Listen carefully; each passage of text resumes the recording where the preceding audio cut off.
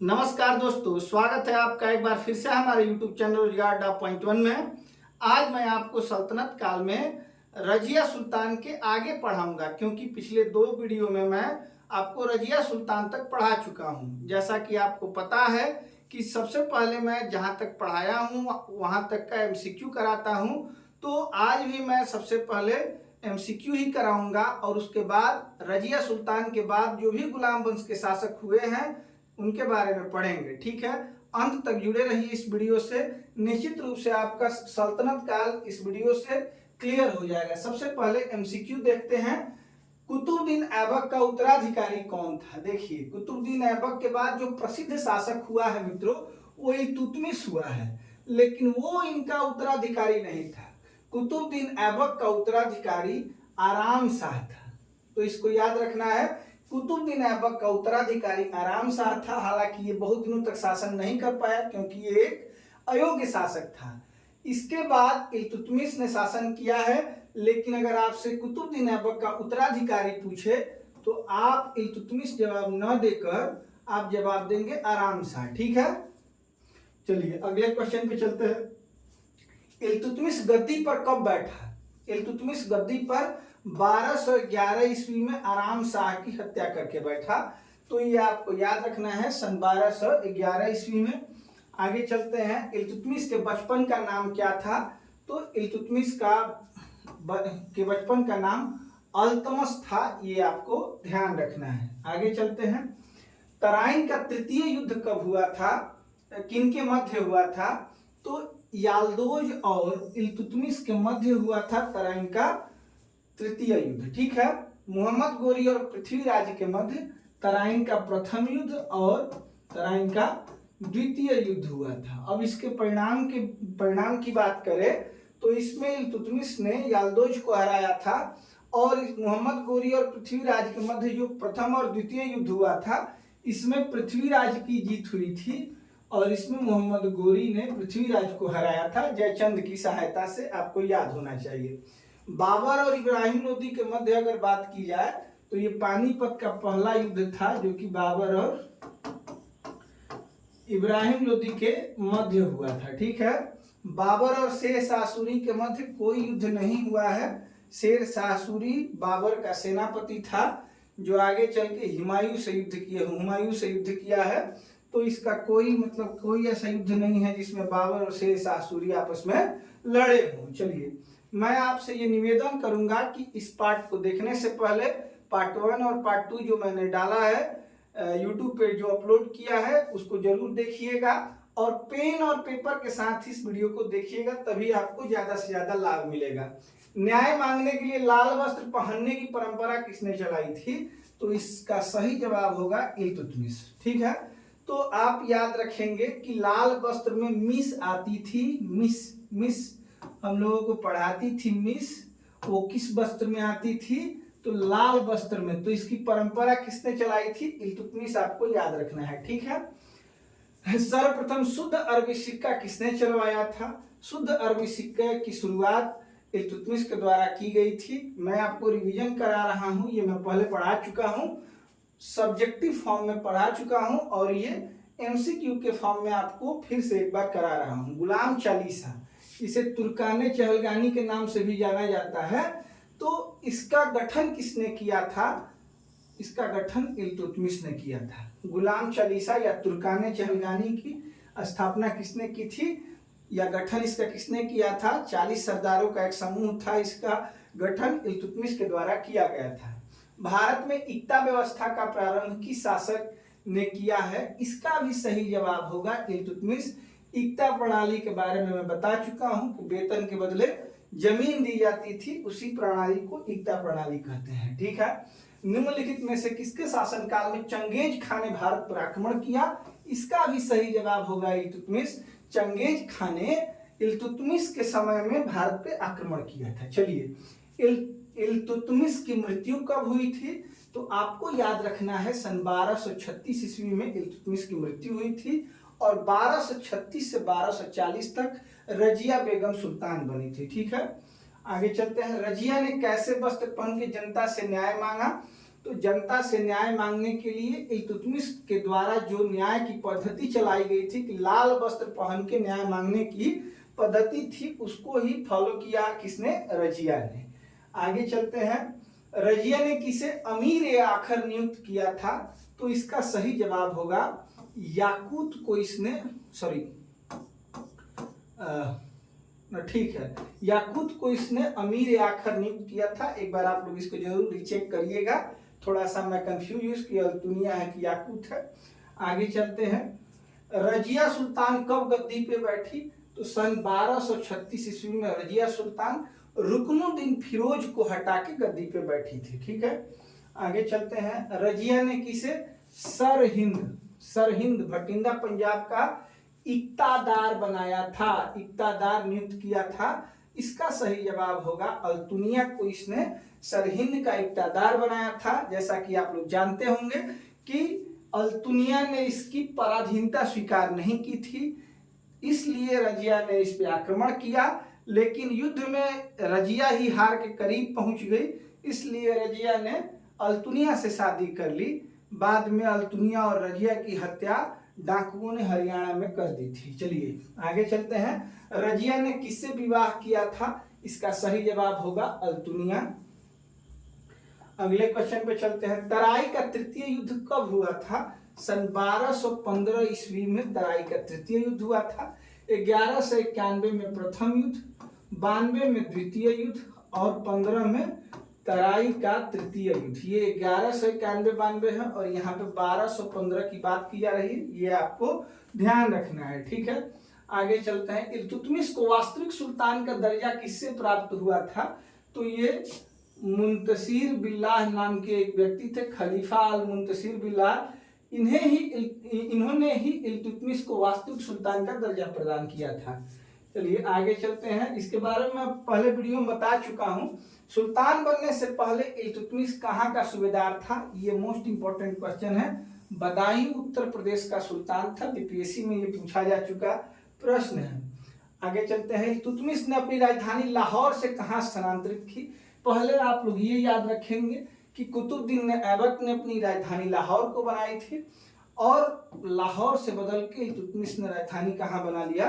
दिल्ली में बना लिया। ठीक है, चलिए अगला क्वेश्चन, निम्नलिखित में से किसे गुंबद और मकबरा निर्माण का जनक कहा जाता है? जी हाँ दोस्तों, इसका भी सही जवाब इल्तुतमिश ही होगा। मैं आपको रिवीजन करा रहा हूं ताकि आप लोग जो भूले बिसरे क्वेश्चन है उनको एक बार फिर से देख के याद कर सके। ठीक है, इक्ता की जानकारी अबू अली हसन द्वारा रचित किस पुस्तक में? तो इक्ता की जानकारी सियासतनामा पुस्तक में दी गई है अबुल अली हसन के द्वारा। शुद्ध इस्लामिक पद्धति का वास्तविक संस्थापक किसे माना जाता है? तो इसका सही जवाब होगा इल्तुतमिश। यही शुद्ध इस्लामिक पद्धति का वास्तविक संस्थापक माना जाता है। ख्वाजा मोइनुद्दीन चिश्ती की दरगाह किसने बनवाया था? इसका भी सही जवाब होगा इल्तुतमिश। और कहाँ बनवाया था? पिछले वीडियो में मैंने इसको पूछा था, तो ये इसका सही जवाब होगा अजमेर में। ठीक है, आगे चलते हैं, तबकात नासिरी, नास की बात कैसे की थी मैंने कि हज करेंगे, तो देखिए यहाँ हज है, हज हस नासिरी याद रखेंगे। तबकात नासिरी किसकी पुस्तक है? मिनहाज उस सिराज की। हज और नास की बात मैंने की थी, मिनहाज उस नासिरी की पुस्तक, सिराज की पुस्तक है तबकात नासिरी। ठीक है, आगे चलते हैं, इल्तुतमिश ने किसे अपना उत्तराधिकारी घोषित किया था? देखिए, इल्तुतमिश के बाद रुकनुद्दीन फिरोज गद्दी पे बैठा था, लेकिन रुकनुद्दीन फिरोज इसका जवाब नहीं होगा। अपने जीवन काल में ही इल्तुतमिश ने अपना उत्तराधिकारी रजिया सुल्तान को घोषित किया था, ये आपको याद रखना है। हालांकि इल्तुतमिश की मृत्यु के बाद गद्दी पे रुकनुद्दीन फिरोज बैठा था, लेकिन इल्तुतमिश ने घोषित किया था किसको? रजिया सुल्तान को। इसको 40 सरदारों का जो समूह था तुर्काने चिहलगानी, उसने रजिया को बैठने नहीं दिया था गद्दी पे। चलिए, इल्तुतमिश की मृत्यु कब हुई थी? इसका फिर से एक बार ये दोबारा क्वेश्चन पूछ लिया गया है 1236 ईस्वी में। अगले क्वेश्चन पे चलते हैं, इल्तुतमिश के पिता का नाम क्या था? तो इल्म खां उनके पिता का नाम था, इल्म खां। इल्तुतमिश के पिता का नाम इल्म खां था। चलिए अगले क्वेश्चन पे। अब आज का जो एमसीक्यू का पार्ट था वो यहीं तक था। अब आज हम लोग रजिया सुल्तान के आगे किस शासक ने शासन किया है इसके बारे में पढ़ेंगे। तो आइए धैर्य बना के एक बार फिर से देखिए। अगले पार्ट में मैं इसका भी एमसीक्यू जरूर लेके आऊंगा और उम्मीद करूंगा कि आप लोग इस कॉपी पे एमसीक्यू के फॉर्म में ही नोट करेंगे, ठीक है। तो चलिए, उसके बाद रजिया सुल्तान ने 1236 से 1240 तक शासन किया। उसके बाद बहराम शाह ने शासन का प्रारंभ किया। रजिया सुल्तान के बाद बहराम शाह 1240 ईस्वी में दिल्ली के गद्दी पर बैठा।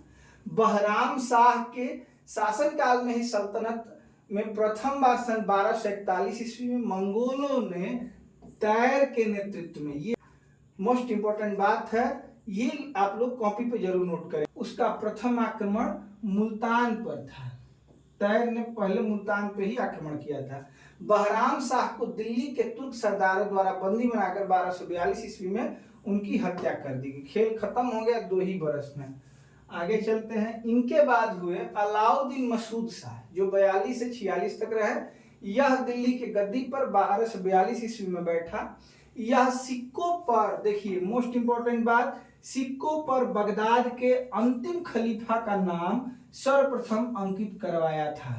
नाम याद रखेंगे, अलाउद्दीन मसूद शाह, सिक्कों पर बगदाद के खलीफा का नाम अंकित करवाने वाला सर्वप्रथम सुल्तान था। अलाउद्दीन मसूद शाह के शासनकाल में समस्त शक्ति 40 अमीरों के समूह तुर्काने चिहलगानी, इल्तुतमिश ने इसको बनवाया था। 40 सरदारों का समूह तक तुर्काने चिहलगानी के हाथों में था। मतलब ये कहने को सुल्तान था, लेकिन वास्तविक जो शक्ति थी वो किसके हाथों में थी? तुर्काने चिहलगानी की। आगे चलते हैं। अलाउद्दीन मसूद शाह, यह अपना मतलब वही है, आगे वाले पार्ट में भी मैंने इसका नाम लिख दिया है ताकि आप लोग ये समझे कि ये जो बातें हो रही हैं वो किसके बारे में हो रही हैं? अलाउद्दीन मसूद शाह के बारे में। यह अपना अमीर हाजिब गयासुद्दीन बलवन को नियुक्त किया, ठीक है। यहाँ बात आप बलवन की हो रही है, ये बहुत इंपॉर्टेंट है, इससे बहुत बार परीक्षाओं में प्रश्न पूछा गया है। बलवन के षड्यंत्र के द्वारा 1246 में अलाउद्दीन, देखिए इसने अलाउद्दीन मसूद शाह ने बलवन को अमीर हाजिब बनाया था, नियुक्त किया था, लेकिन बलवन ने क्या किया? अलाउद्दीन मसूद शाह के साथ षड्यंत्र कर दिया और इसको हटा के नसीरुद्दीन महमूद को गद्दी पर बैठा दिया, ठीक है। षड्यंत्र किसने किया? याद रखना है, बलवन ने। लेकिन अलाउद्दीन के बाद नसीरुद्दीन महमूद शाह जो था वो बना था अगला सुल्तान। नसीरुद्दीन शाह के बारे में देखते हैं। 1246 से 1266 तक इसने शासन किया। नसीरुद्दीन महमूद इल्तुतमिश का पौत्र और शमसी वंश का अंतिम शासक था। देखिए यहाँ एक बात मैंने आपको पहले भी बताया था कि चूंकि ये सभी लोग गुलाम थे किसी न किसी के, इसलिए संपूर्ण वंश को गुलाम वंश कहा जाता है, लेकिन इसका वास्तविक नाम कुतुबी वंश, इलवरी वंश, शमसी वंश, बलवनी वंश, 4-5 इसमें वंश है। तो इसका अगर वास्तविक नाम पूछा जाए नसीरुद्दीन शाह का, तो ये शमसी वंश का अंतिम शासक था, ठीक है। यह एक मित्य व्ययी कम खर्चीला शासक था। इससे बार बार परीक्षाओं में पूछा गया है कि टोपी सिलकर जीवन यापन करने वाला सल्तनत कालीन शासक कौन सा था? तो आप बताएंगे नसीरुद्दीन शाह। यह टोपी सिलकर अपना जीवन यापन करता था। इसने एक गुलाम को 40 दल में स्थान दिया। तो देखिए गुलाम को 40 दल में, मतलब कि तुर्काने, हालांकि वो तो तुर्काने चिहलगानी अमीरों का समूह था, उसमें पहली बार एक गुलाम को इसने स्थान दिया जिसका नाम बलवन था। क्यों दिया आप ये जानते हैं? क्योंकि बलवन के षड्यंत्र से ही नसीरुद्दीन शाह शासक बना था, ठीक है। इसलिए इसने तुर्काने चिहलगानी में बलवन को स्थान दिया। ये भी इंपॉर्टेंट हो जाता है। नसीरुद्दीन शाह के बारे में आगे देखेंगे। बलवन अपनी पुत्री का विवाह सुल्तान नसीरुद्दीन शाह से किया था, याद रखेंगे। बलवन ने अपनी पुत्री की शादी किससे किया था? नसीरुद्दीन शाह से। इसने बलवन को उलुग खां की उपाधि दी थी। तो याद रखना है कि उलुग खां किसे कहा गया है? तो बलवन को कहा गया है। उलुग खां बलवन को कहा गया है। और ये उपाधि किसके द्वारा दी गई थी बलवन को? तो नसीरुद्दीन शाह के द्वारा बलवन को उलुग खां कहा गया था। ठीक है, इसके समय में बलवन की शक्ति बहुत ही बढ़ गई थी। नसीरुद्दीन शाह ने इस पे बहुत सारा विश्वास दिखाया था बलवन पे, और इसको बहुत सारे शक्तियां दी थी, मतलब कि इसकी बात मानता था नसीरुद्दीन शाह। इसकी मृत्यु 1266 ईस्वी के बाद इसकी मृत्यु 1266 में हुई, और इसके बाद इसका उत्तराधिकारी गयासुद्दीन बलवन बना। नसीरुद्दीन का मकबरा सुल्तानगढ़ी में है, ये भी आपको याद रखना है। तो नसीरुद्दीन के बाद बलवन शासक बना। अब आइए देखते हैं बलवन के बारे में। 1266 से 1286 ईस्वी तक बलवन ने शासन किया, और यही एक बड़ा शासक बना गुलाम वंश का। इसके बाद जो भी शासक हुए हैं बहुत कम दिनों के लिए हुए हैं और अयोग्य हुए हैं। तो इनके बलवन के बारे में डिटेल में ठीक से पढ़ना है। वास्तविक नाम बहाउद्दीन था, लेकिन इनका नाम बलवन भी था। वास्तविक नाम अगर पूछा जाए तो बहाउद्दीन बताएंगे। वह इल्वरी जाति का तुर्क था, यह ईरान का रहने वाला था। यह दिल्ली की गद्दी पर 1266 ईस्वी में बैठा, जैसा कि आप लोग पहले से जानते हैं। दिल्ली के सुल्तान का पद संभालने से पहले बलवन नसीरुद्दीन शाह का प्रधानमंत्री था। ये तो हम लोग नसीरुद्दीन शाह में ही पढ़ चुके हैं। रजिया सुल्तान के समय बलवन अमीर शिकार के पद पर था। दिल्ली के सुल्तान पद संभालने से पहले बलवन को महमूद शाह सुल्तान ने अपना अमीर हाजी बनवाया। याद रखेंगे कि नसीरुद्दीन शाह के शासनकाल में ये प्रधानमंत्री था, रजिया के शासनकाल में अमीर शिकार था, और महमूद शाह के शासनकाल में यह अमीर हाजी बनाया गया था। 3 पद याद रखेंगे। अलग अलग शासकों के कार्यकाल में इसने अलग अलग भूमिकाएं अदा की हैं। बलवन ने ही सिजदा मतलब घुटने पर बैठकर शीश नवाना, जो आज भी लोग करते हैं। पैबोस मतलब कि पांव को चूमना जैसी ईरानी पद्धति को भारत में लागू किया। बहुत इंपॉर्टेंट है, इसको कॉपी पे जरूर नोट करिएगा। इसने नौरोज त्योहार, जो कि फारसी त्योहार है, भी प्रारंभ किया था। तो आपसे पूछा जाएगा कि भारत में नौरोज का त्योहार चालू करने वाला शासक कौन सा था, तो बलवन नाम याद रखेंगे। इसने राजा के राजत्व सिद्धांत को लागू किया, ये भी इंपॉर्टेंट है। ये पूरा जो स्लाइड है इसको आपको कॉपी पे नोट कर ही लेना है, क्योंकि ये बहुत इंपॉर्टेंट बातें हैं। आगे चलता हूं। इसने लौह एवं रक्त की नीति, ये भी बराबर परीक्षाओं में पूछा जाता है, कि नीति अपनाई अर्थात आक्रमण नीति को अपनाया।